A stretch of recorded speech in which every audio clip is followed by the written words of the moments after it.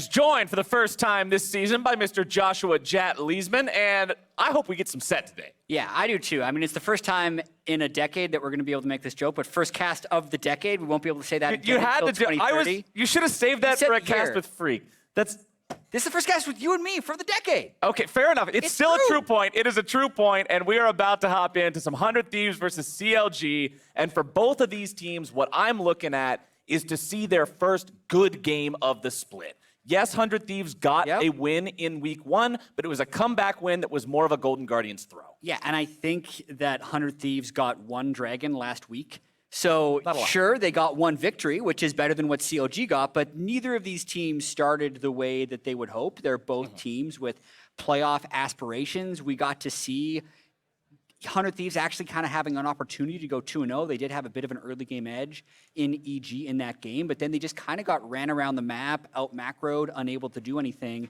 And for CLG, there weren't many bright spots to look at, but you're kind of trying to write that one off for the Crown jet lag. We'll have to see what they've been able to pull together coming in here in week 2. Right, they've had a whole week to prepare. It's not like the difference between a Saturday game and a Sunday game where you only have really that night of review to try to make a couple of changes. Practice time is there. Let's see what it ends up spelling for these squads, as it'll be Elise banned out by CLG and 100 Thieves, the all reliable. You can't see her in her smoke screen, and you can't see her on Summoner's Rift in professional play. Akali banned out. Yeah, that's going to be one that gets continually banned until nerfs are happening. And as you can see at the top of the screen, this is patch 10.2, which is the same patch that is on the live servers right now. In week 1, we played on patch 10.1, and something that always happens at the start of any pro season is it's a copycat league.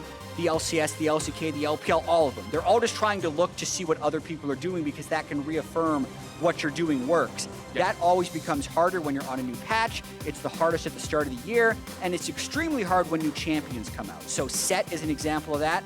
And another thing that's throwing a curveball this week would be that Soraka top that we saw G2 actually pull out twice just this week. Soraka top can also be played as the bottom laner, not the support, so we'll see if it falls into either of those unorthodox roles here today. Senna, Gangplank, Rumble, Tom Kench, all banned away.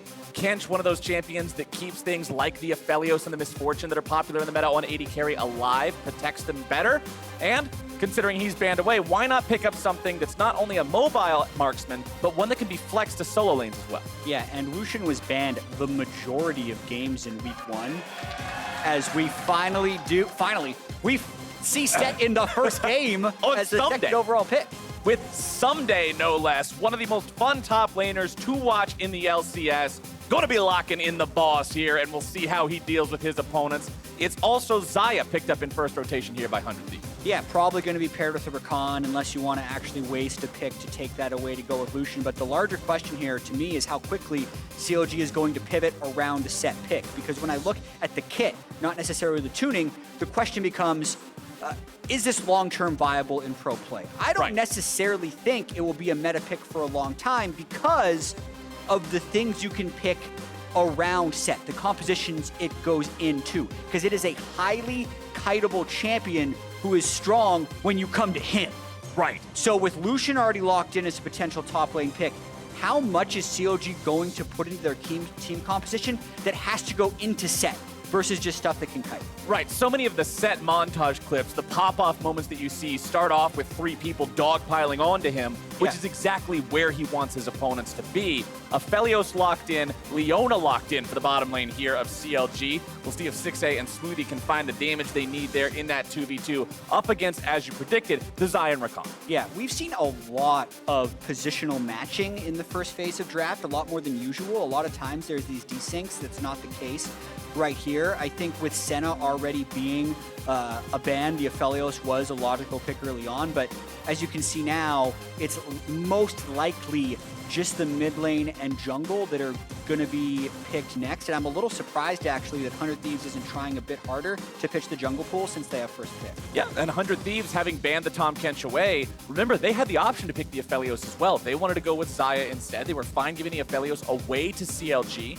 LeBlanc and Diana banned out by the Thieves. Syndra banned out by CLG. So 3 out of 3 of these second phase bans focused on that mid lane. We'll see what CLG wants to go with for that 5th and final. Yeah, we'll see if the rest of the compositions end up being kind of early game skirmish style champions like a lot of the meta ended up being last year, or if we're going to see more Victor Oriana type scaling stuff, which found a lot of success in week 1, knowing that these are two teams that weren't necessarily the most apt at closing out games quickly. Jarvan is just a generic pick that's safe before they round out the composition with the mid lane. Right, pretty much any jungler that's going to make something happen at level 3, one of those guys that can hit the level 3 point, just start ganking, start being active on the map is what you want to see. The Jarvan is locked in. Soraka, remember, if this is picked, mid, this could go top lane. Do you want to go with that? It looks like no, at least not right now. Rek'Sai locked in there, so another one of those powerful early junglers. I wouldn't completely hate it if they actually are considering the Soraka versus just a hover. It would be a pick that Set would have a really hard time punishing. It would mean you can kite and basically force 100 Thieves to completely all in on you while trying to sustain it. Probably just a hover though, as they're now hovering Kayle. Not just a hover, Kayle locked in. Okay. Just taking a second to process. Yeah, it's one of those that you have to breathe in, breathe out a little bit. So we know the answer to our previous question of are they going to be picking for early game or late game? Yeah, they're going late. This is actually flexible. They can put the Kayle top into the set. Once it's level 6, it can actually farm pretty easily, and it's actually, we talked about this a lot at Worlds when we were wondering if it was going to be a meta pick there in the early days. If the other team can't accelerate the game, the first 6 levels are actually not that bad. Yeah. So they have until 20 seconds to swap the Lucian and the Kayle between mid and top.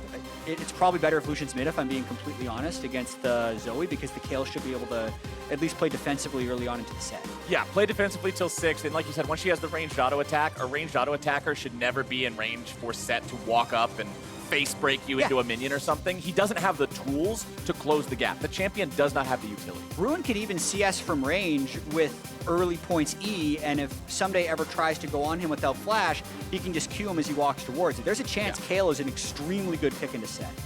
I haven't seen the matchup, I'm just kind of theorizing. Right, I mean, we haven't seen most matchups for Set in pro play yet, considering the champion is only just now available for pro play, but we're going to get to see the Kayle versus Set, see how the scaling works out there as we're ready to load into the Rift here. Bottom lane, both AD carries packing a lot of punch. Mid lane, Ryoma on the Zoe. That's a lot of pick potential working together with your Jarvan, with your Rakan. 100 Thieves will have the tools in that kit to make sure they can find picks as the game progresses. Yeah, and it's going to be very crucial that they're able to get clean initiations onto Aphelios. That's the champion that I'm looking at. A lot of times you'll see Aphelios paired with Braum or Tahm Kench because it is a champion that needs peel assistance. Unless Kayle is with the team, there's nothing good to peel Aphelios. So Stixxay is the most vulnerable player on CLG this game.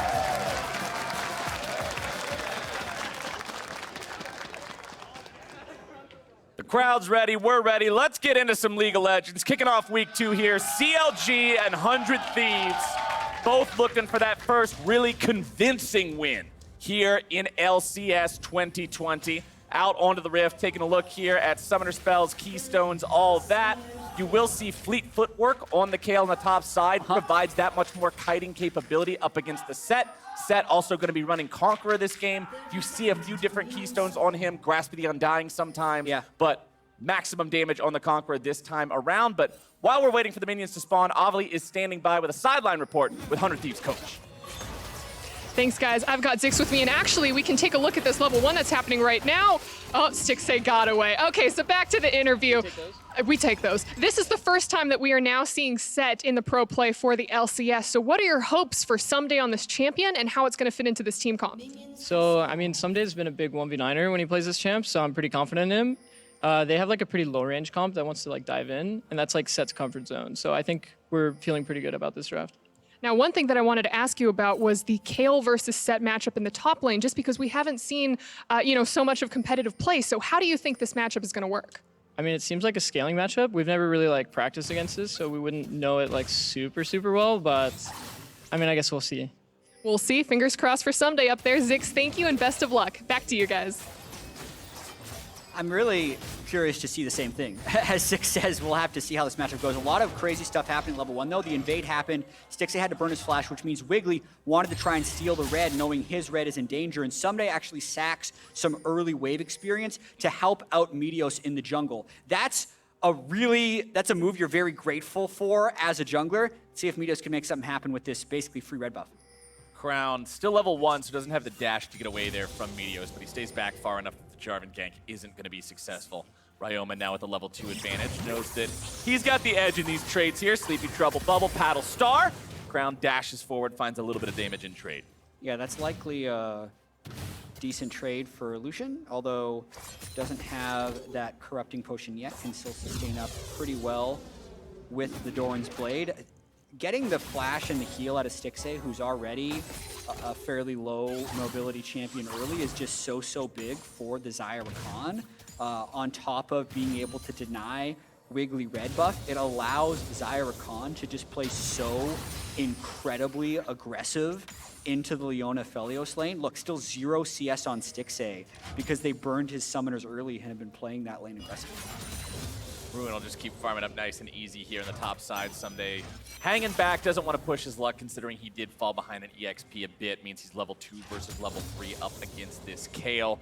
Teleport count on both sides. It's both solo laners on CLG running them. Only one on the side 100, Thieves rocking the TP, so that's going to be a global disadvantage that we're going to have to keep track of as this game goes on in regards to how 100 Thieves wants to position around the map. For sure, and Meteos has complete say over how 100 Thieves positions on the map right now because he did control red buffs, his bottom lane is pushed, and he had first recall as well as a sweeper that's ready to go. So no one on CLG is actually in a position to be able to make a play right now, and Meteos needs to decide where to go.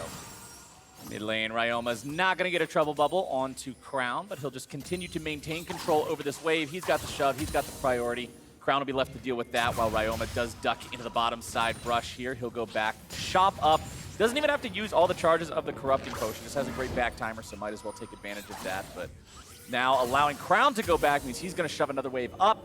Try to interrupt the back here if he can. Trouble bubble at least forces him to walk, and there you go. I mean, just look at what Ryoma's doing. It's because the early game was so beneficial to 100 Thieves. I mean, even just looking kind of across the map, like Wiggily hasn't crossed into river at all. Meteos is easily going to be able to get both Scuttle Crabs in this matchup, and Wiggily is kind of relegated to farming defensively in his jungle while his lanes kind of get punished early. If they're not down 1,000 gold by the time the first dragon goes down, it's probably an accomplishment based on what happened early. Yeah, and you can see there Ssumday managed to get the face breaker onto Ruin, hit him with 4 auto attacks in the meantime. Bottom side 2v2 is going to be breaking out. But Smoothie's very tanky on the Leona between Aftershock and the flat damage reduction of the Eclipse. The champion is just so hard to burst down. Yeah, and what Six mentioned in the interview in terms of it being a composition that wants to dive in, I'm a little conflicted on that comment actually, because all of their damage dealers are ranged. The utility, the jungle support role, yes, they are melee, but they can still play to peel if they so choose.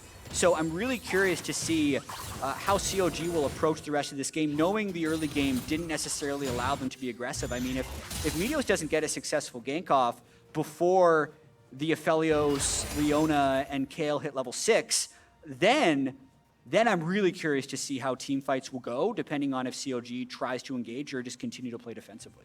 And also, I mean, you have the ability for Ssumday to use the ultimate on set to try to grab one of these targets and just slam them into the back line. Yeah. But because your top laner on the Kayle isn't going to be one of those huge meatball super tanks, you've got a Leona, but these days Leona's rushing Gargoyle Stone Plate.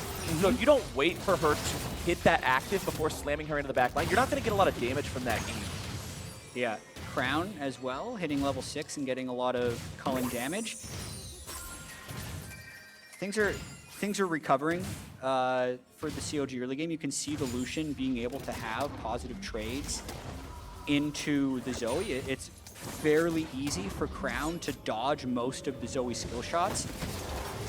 Pretty surprised that Meteos didn't go for any type of early play, especially when Ryoma was able to push Crown in early, some type of 4-man dive on the flashless heal of Stixxay.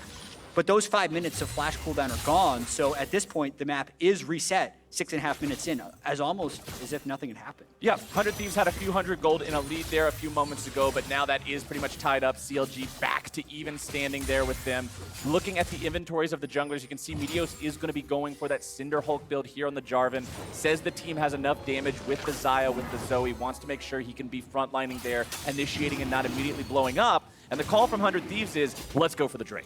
Yeah, it is the safe play to take in this situation. There's still basically no vision for CLG. They are very clearly signaling that they're okay with this lane and they're not really going to do anything. And I'm going to be interested to track that as this game progresses, because when I watched a lot of CLG in week 1, where statistically they were just the worst team in the league.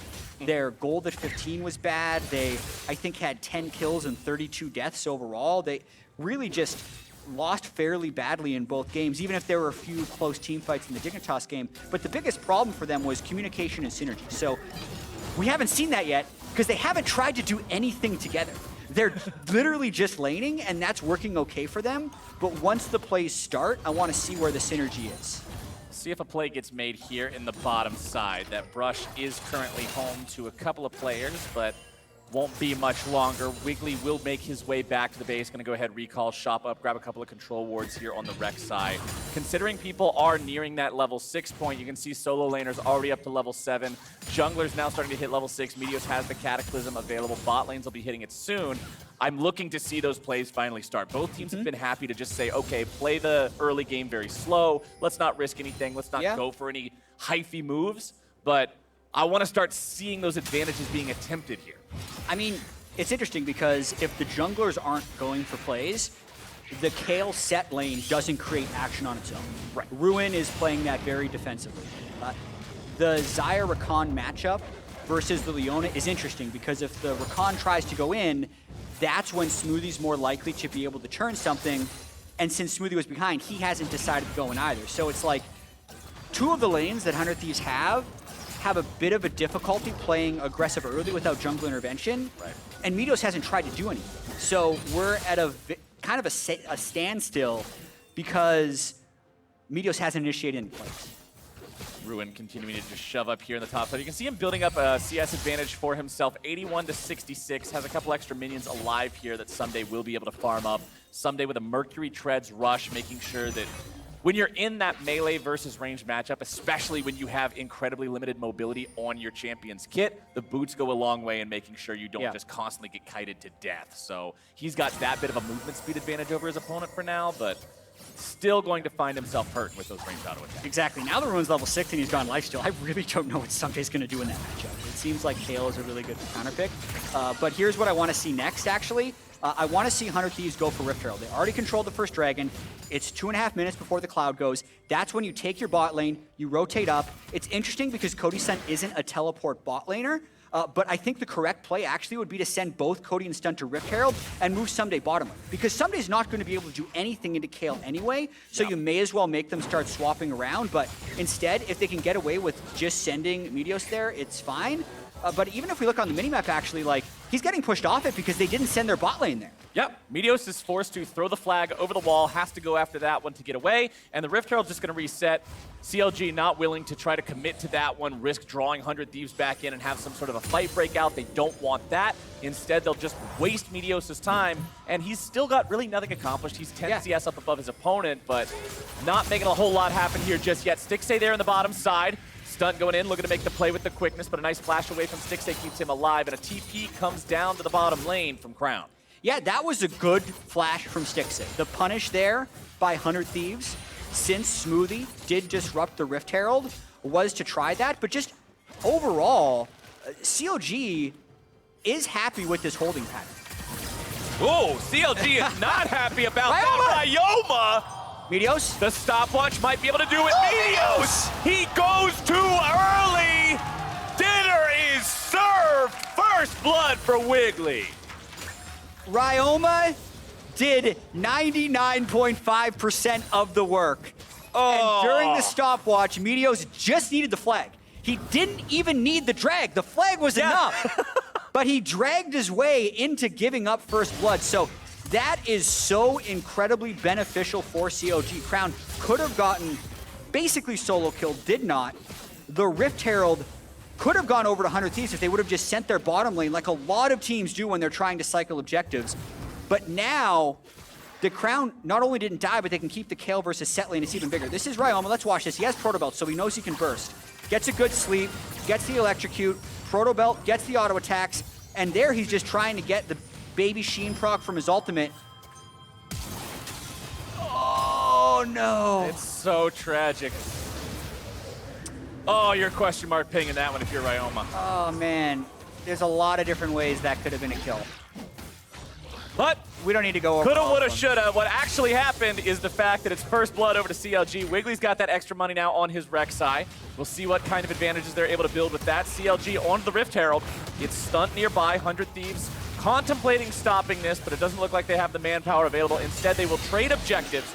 The Rift Herald over to CLG. The second Drake over to 100 Thieves. Mountain will be the element that takes over Summoner's Rift this time. Extra terrain being added, which is honestly really nice for Zoe. Gives you some extra terrain to fire those bubbles through in the jungle. Very true. It gives you a lot more travel time if Ryoma is going to be looking for picks. And 100 Thieves at this point is really trying to make a play. They know the Rift is going to be dropped somewhere, so they're going to try and at least start to match here.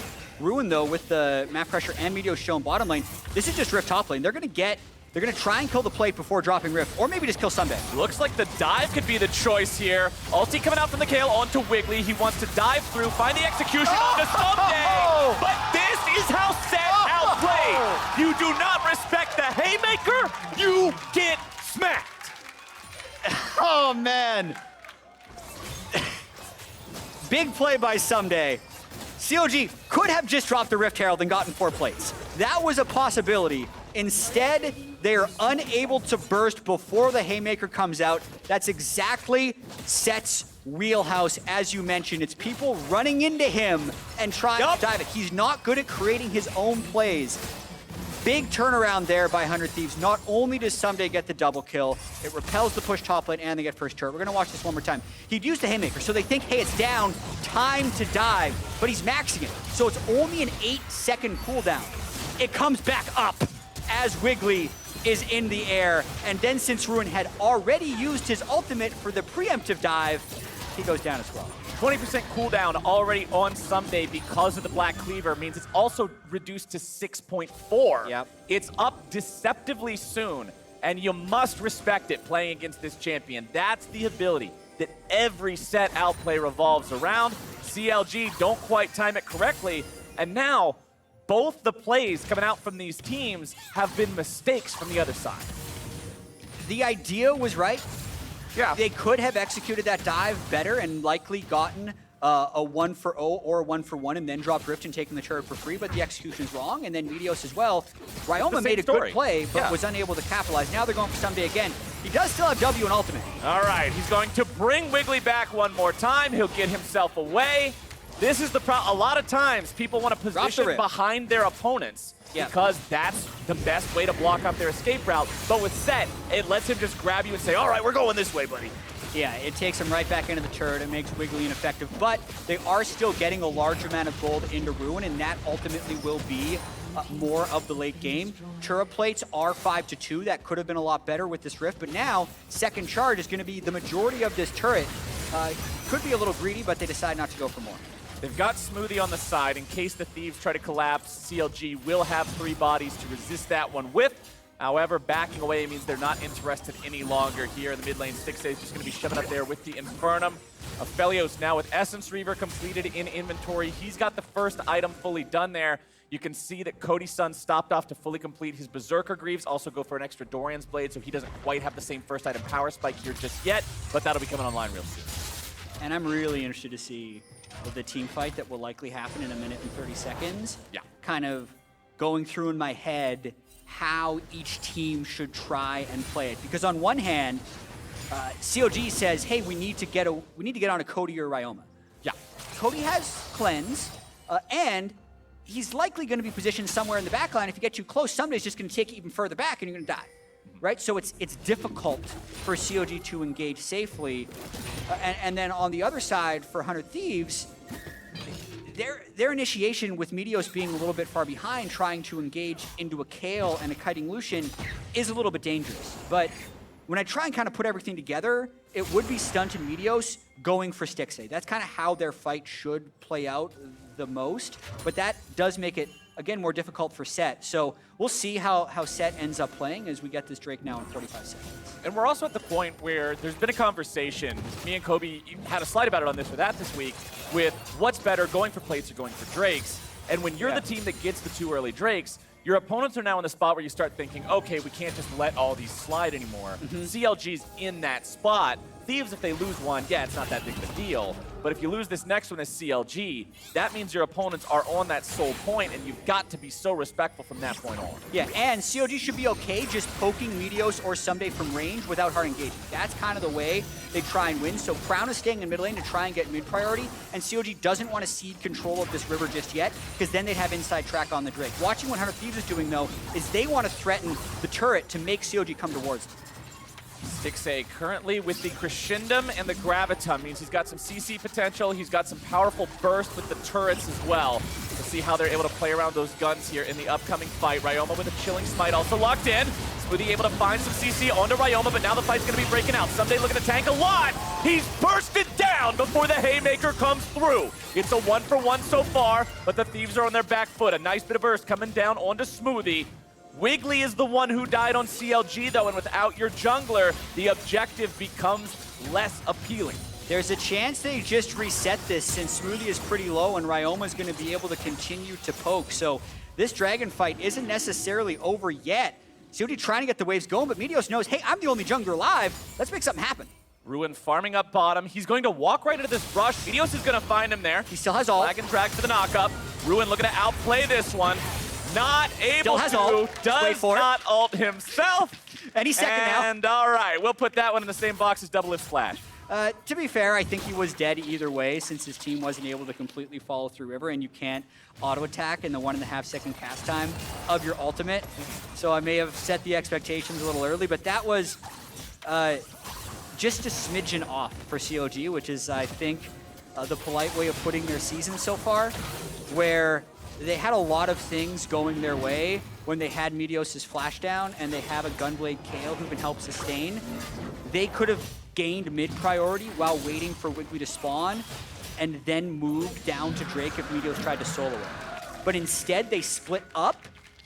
Ruin ends up getting killed, and the third Drake of the game goes over 100 years. 3 Drakes means if 5 minutes from now they get that last one, it's Mountain Soul, which is that persistent shield that regenerates out of combat, will make their champions that much harder to burst. And it means a solid initiation from Smoothie is not going to mean as much if you can't get through that extra bit of health that's going to be surrounding the 100 Thieves members. CLG will have to pay so much attention to that as we move forward. Stopwatch counts. The front line, the initiators of CLG, the Rek'Sai and the Leona, both have the stopwatch so they can go in, drop the aggro. If you look over at 100 Thieves, it's Cody's son who's got one on this Xayah. Makes him that much harder to dive, makes it that much more difficult for CLG to get rid of one of those super valuable targets that you mentioned in the Zoe and the Xayah together. That's really all the damage here on this team, unless you stand in a Haymaker.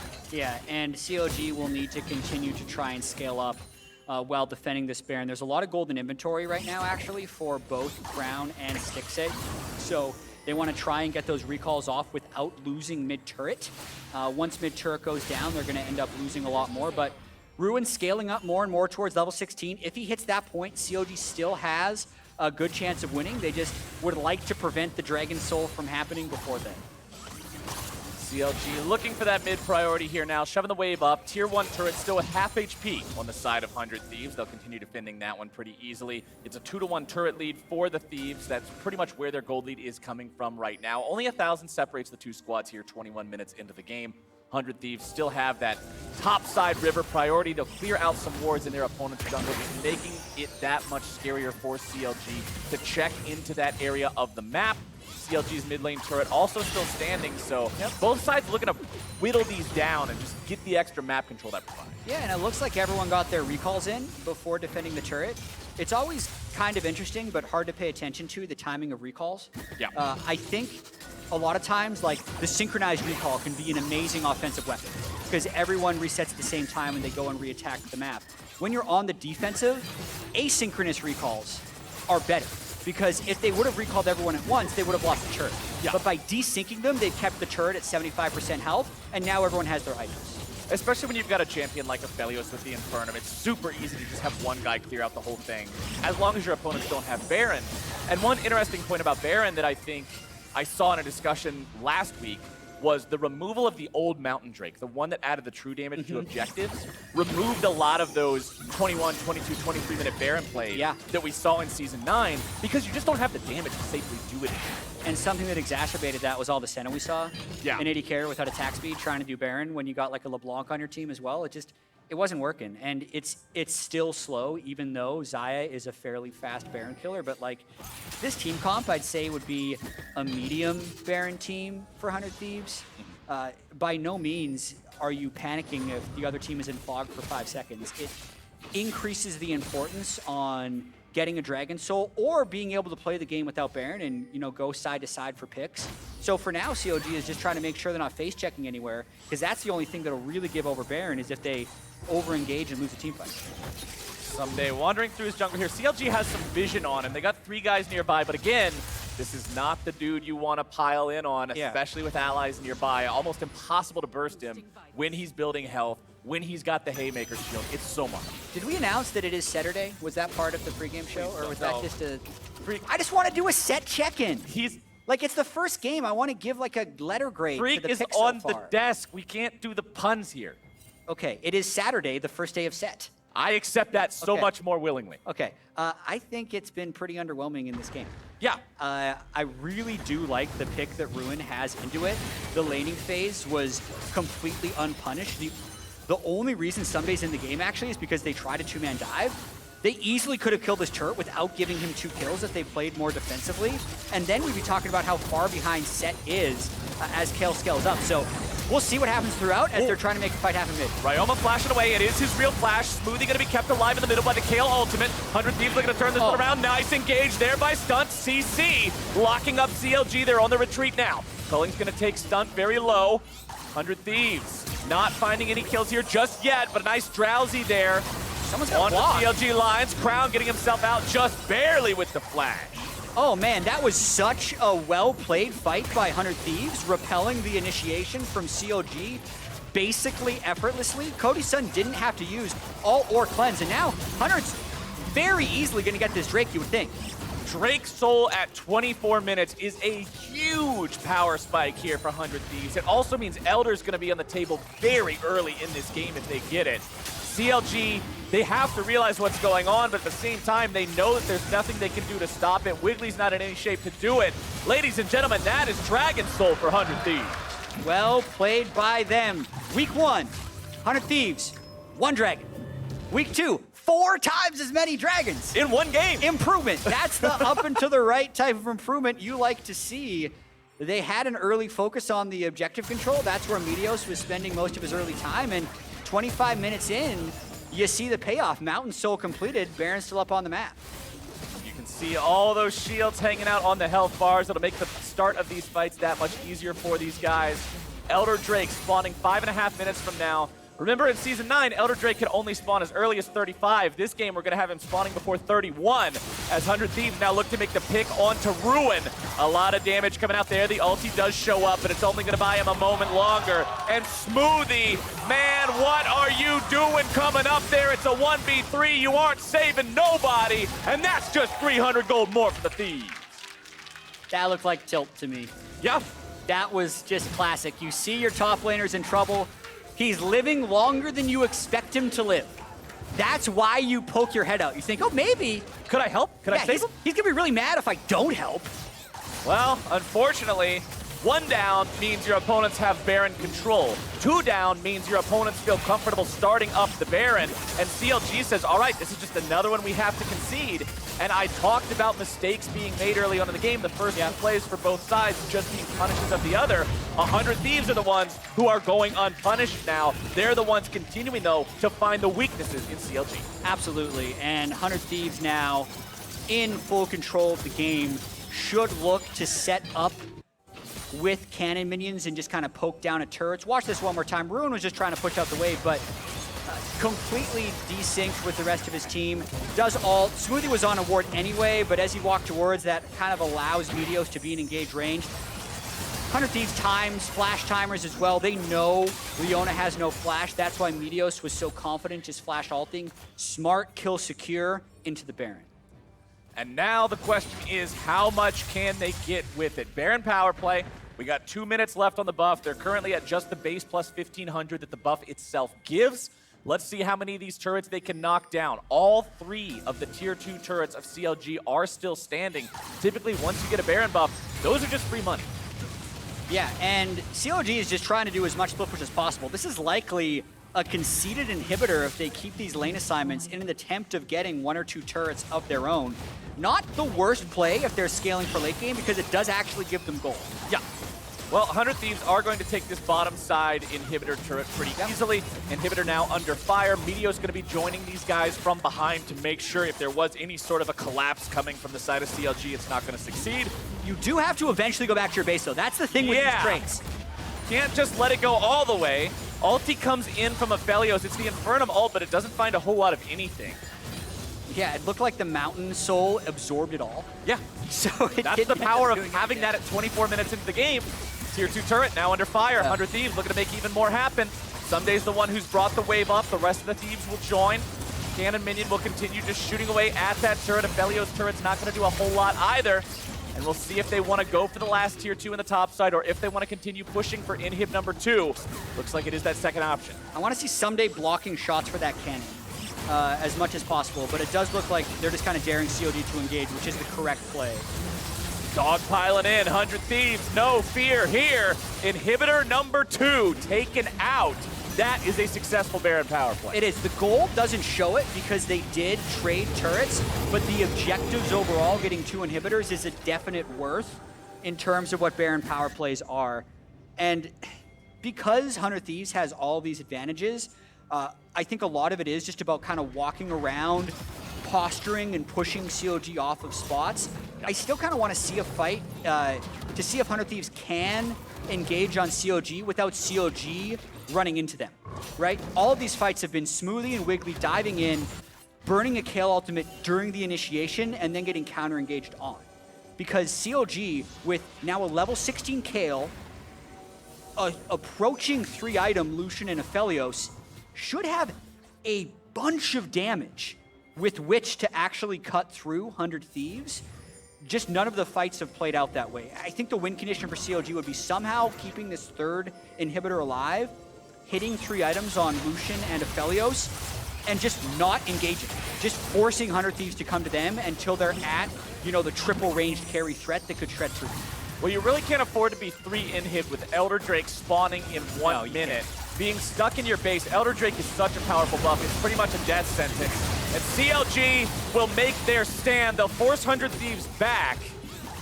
They'll save that tier 3 turret for now, but it's only barely hanging on. The Zoe bubbles, the paddle stars just keep flying in. The poke is coming.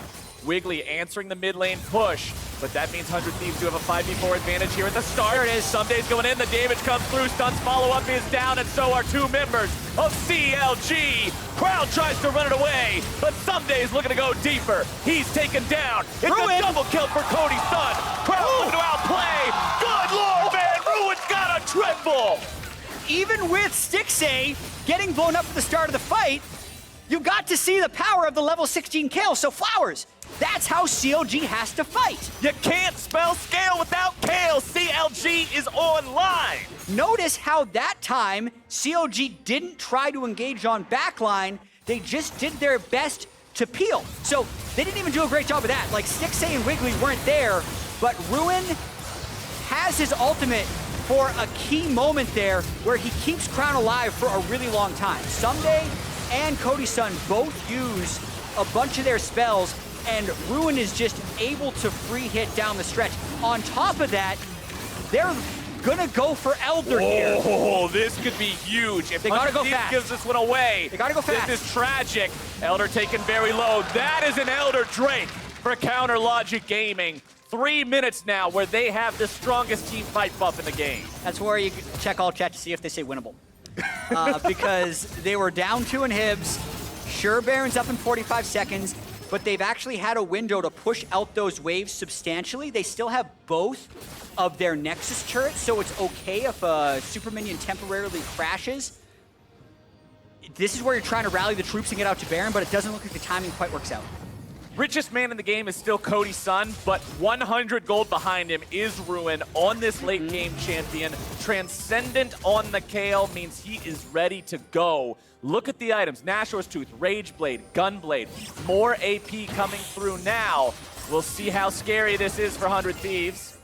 One team has Elder, the other doesn't. It's pretty scary. Yeah, you've really got to respect that 20% execute. It means a lot. We are going to see a Drowsy find its way onto Smoothie. But no further damage going to be coming his way just yet. Baron alive now. The term I haven't used much, but front to back is the way that CLG needs to play these fights. Kill the front line first, then kill the back line. Don't go crazy and try to get onto Cody's son with Cleanse or Ryoma. If Ssumday is trying to dive you, just kill him and kite back as much as possible because over time their damage will ramp. They have 3 items on Aphelios and 3.5 on Kale. CLG looking strong. This is the first time this game we've seen them really in control. They're the ones pushing 100 Thieves back by advancing forward. And they go. Smoothie looking for some sort of initiation, but a nice disengage there from Ryoma with the Sleepy Trouble bubble. And CLG says, come get it. 50-50. We're on the Baron. They're forced here. The Super Minions are pushing down in the bottom lane, so they feel like they have to go. Super Minion's going to continue pushing up, though. That inhibitor has respawned, but how long will it stand? Fight's going to be breaking out. Stunt is caught out. The quickness comes through, but he is bursted down. Ruin's got the kill, but the inhibitor collapses in the bottom lane. No one on CLG has TP, so if someone goes back, they have to walk. And that's going to let 100 Thieves start on Baron, even though they're there. Still 50 seconds on Elder, so again, with slow Baron as well, you don't want to commit to that. This is why control over the map can mean so much, even though it looks like CLG are the winner of the fight. It's a missed inhibitor. It's a downed turret at the Nexus for them as the consequence. Oh, this one's on a knife's edge, man. I love this kind of legal edge. Track this Super Minion as it walks through, because when that hits the Nexus, CLG has to go back. So they have that much time to do something at Baron. Here we go. There's still only 4 members alive, 100 Thieves. Stunt has just now respawned. He'll be making his way towards the fight. The call from CLG is stay on the Baron. Elder Drake gone in 10 seconds. The poke. There he is. Taking Wiggily way too low. And the Super Minion is knocking on the 100 Thieves door. Time's up. Baron goes back over to 100 On the CLG door. Yeah, there we go. It's the 100 Thieves Minion. I had him crisscross there, but either way, it's 100 Thieves going for Baron number 2 this game, and that means they're going to be wearing purple for yet another base push. It's going to be a real interesting end, Flowers, no matter what happens, because CLG has hit some of the item power spikes. You can see how much damage they have. It's actually one of the best possible compositions to play against Mountain Soul, if that makes sense, because the compositions that are like full flank, full assassin are really bad against Mountain. Right. The full poke compositions are really bad against Mountain. The best you can say would be the ones with high amounts of sustained damage. Yeah. And that's what CLG has here. So if 100 Thieves doesn't get good kills on their original initiation, and if CLG doesn't overcommit, then they can power through that Mountain Soul and still get kills. But Smoothie's thinking about a flank. I think that'll be a very bad idea. Well, he just walked into the minions as well, so they saw him there. They know what's up. CLG won't have the element of surprise on their side. Trouble Bubble finds Smoothie, and Meteos is nearby. No, this is not what you want to like see. This. Flash already. He's trapped like in the this. Cataclysm. It is tragedy, and no other word can apply for CLG fans right there as Smoothie gets himself caught out. Big mistake by CLG with 1 minute and 30 seconds before Elder, waiting until the other team pushes in. They clearly have a different idea of how to play the game. They're still trying to push for these flanks, for these strong initiations, rather than just trying to push 100 Thieves back as a united front. They get caught during the flank. Now Hunter's trying to push for the win. 100 Thieves looking to go in. Ssumday's going to be taken low here on the front side. Stasis coming through, but Ruin's exploded! There is no Kale ultimate! There is no salvation! And 100 Thieves will push for the win right now! One pick in the jungle sets it all up. The fantastic start of the team fight shuts the Kale down, and 100 Thieves will take that Nexus. Mountain Soul, 2-1 start, 400 Thieves. They kept their heads throughout the game. Cody's son carrying from the back. They found the fights when they needed to, and they win. There you go. I said these teams were looking for their first win where they looked solid. 100 Thieves looking good there. They did lose out on the Elder Drake. That got scary for a moment, but for controlling all 4 elementals, both Barons, and being the team that played cohesively better to stick it out and make things happen in the end, that's a good one. You can see some smiles on Meteos, finding